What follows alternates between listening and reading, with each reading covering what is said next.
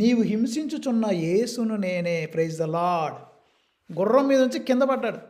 మనం వేరే వాడుక భాషలో చెప్పాలంటే ఈ యొక్క సౌలుని దేవుడు గుర్రం మీద వెళ్తుంటే దేవుడు సౌలుని కాలు పెట్టి ఎగిరి తన్నాడు.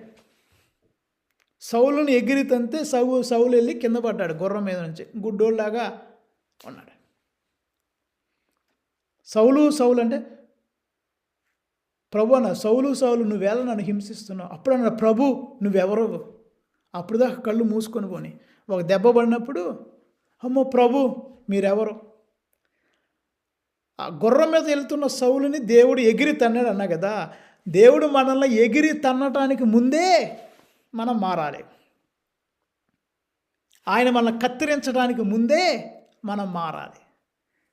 ఆయన యందు మనం ఉంటే మనం ఫలిస్తాం, అధికంగా ఫలిస్తాం. ఎలా అయినా ప్రభు చెప్పారు, నేను లేక